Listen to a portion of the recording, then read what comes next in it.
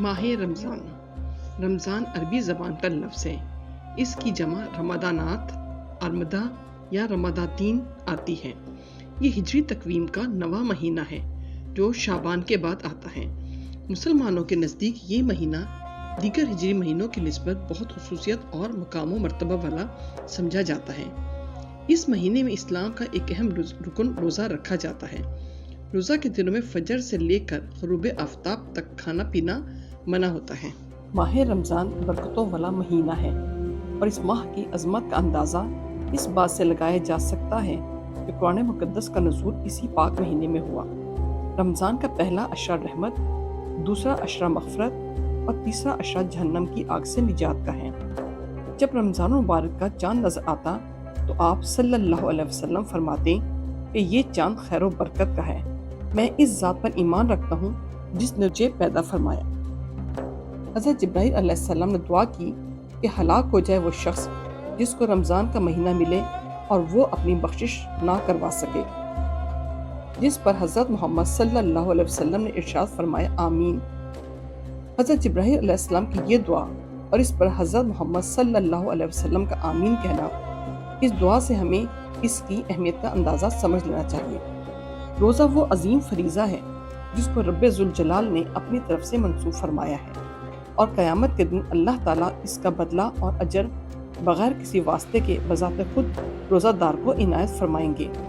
خداوند کریم نے اپنے بندوں کے لیے عبادت کے جتنے بھی طریقے بتائے ہیں ان میں کوئی نہ کوئی حکمت ضرور پوشیدہ ہے۔ نماز خدا کے وصال کا ذریعہ ہے، اس میں بندہ اپنے معبود حقیقی سے گفتگو کرتا ہے۔ بینہ روزہ بھی خدا تعالیٰ سے لو لگانے کا ایک ذریعہ ہے۔ اس ماہ مبارک میں ایسے انداز میں عبادت کو فرض کے طور پر متعین فرما دیا گیا ہے کہ انسان اس عبادت کے ساتھ ساتھ اپنی تمام ضروریات و حوائج میں بھی مصروف رہ سکتا ہے اور عین کسی خاص طریقہ عبادت میں بھی مشغول ہو سکتا ہے۔ اسی خاص طریقہ عبادت کو روزہ کہا جاتا ہے جسے اس ماہ میں فرض فرما دیا گیا ہے۔ روزہ ایک عجیب عبادت ہے کہ انسان روزہ رکھ کر اپنے ہر کام کو انجام دے سکتا ہے۔ روزہ رکھ کر صنعت و حرفت، تجارت و زیارت، ہر کام بخوبی احسن کر سکتا ہے اور اس کو ساتھ ساتھ عبادت میں مشغول ہونے کا ثواب بھی ملتا رہتا ہے۔ حدیث مبارک میں ہے کہ رمضان شہر اللہ، رمضان اللہ تعالیٰ کا مہینہ ہے، جس سے پتہ چلتا ہے کہ اس مبارک مہینے سے رب ذوالجلال کا خصوصی تعلق ہے، جس کی وجہ سے یہ مبارک مہینہ دوسرے مہینوں سے ممتاز اور جدا ہے۔ حضرت جابر بن عبداللہ رضی اللہ عنہ سے روایت ہے کہ حضور صلی اللہ علیہ وسلم کا فرمان ہے، میری امت کو ماہ رمضان میں 5 چیزیں ایسی عطا کی گئیں جو مجھ سے پہلے کسی نبی علیہ السلام کو نہ ملی۔ پہلی یہ کہ جب رمضان المبارک کی پہلی رات ہوتی ہے تو اللہ تعالیٰ ان کی طرف رحمت کی نظر فرماتا ہے، اور جس کی طرف اللہ تعالیٰ رحمت کی نظر فرمائے اسے کبھی بھی عذاب نہ دے گا۔ دوسری یہ کہ شام کے وقت ان کے منہ کی بو جو بھوک کی وجہ سے ہوتی ہے اللہ تعالیٰ کے نزدیک مشک کی خوشبو سے بھی بہتر ہے۔ تیسرے یہ فرشتے ہر رات اور دن ان کے لیے مغفرت کی دعائیں کرتے رہتے ہیں۔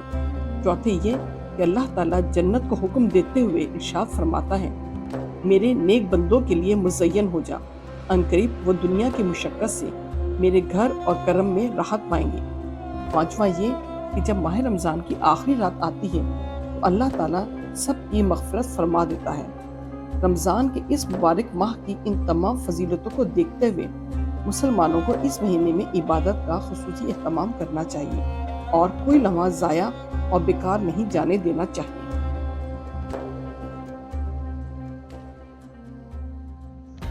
سورہ بقرہ پارہ نمبر 2 آیت نمبر 185۔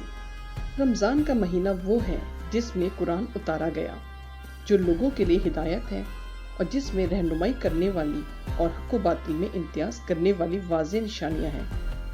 بس تم میں سے جو کوئی اس مہینے کو پا لے وہ اس کے روزے ضرور رکھے، اور جو کوئی بیمار ہو یا سفر پر ہو تو دوسرے دنوں کے روزوں سے گنتی پوری کرے۔ اللہ تمہارے حق میں آسانی چاہتا ہے اور تمہارے لیے دشواری نہیں چاہتا، اس لیے کہ تم گنتی پوری کر سکو، اور اس لیے کہ اس نے تمہیں جو ہدایت فرمائی ہے اس پر اس کی بڑائی بیان کرو، اور اس لیے کہ تم شکر گزار بن جاؤ۔ حضرت ابو ہریرہ رضی اللہ عنہ سے روایت ہے کہ حضور نبی اکرم صلی اللہ علیہ وسلم نے فرمایا، جب ماہ رمضان کی پہلی رات ہوتی ہے، شیطانوں اور سرکش جنوں کو بیڑیاں پہنا دی جاتی ہیں اور جہنم کے دروازے بند کر دیے جاتے ہیں، اور ان میں سے کوئی دروازہ کھولا نہیں جاتا، اور جنت کے دروازے کھول دیے جاتے ہیں، بس ان میں سے کوئی دروازہ بند نہیں کیا جاتا۔ ایک ندا دینے والا پکارتا ہے، اے طالب خیر، آگے آ، اے شر کے متلاشی، رک جا، اور اللہ تعالیٰ کئی لوگوں کو جہنم سے آزاد کر دیتا ہے۔ ماہ رمضان کی ہر رات یوں ہی ہوتا رہتا ہے۔ اس حدیث کو امام ترمذی اور ابن ماجہ نے روایت کیا ہے۔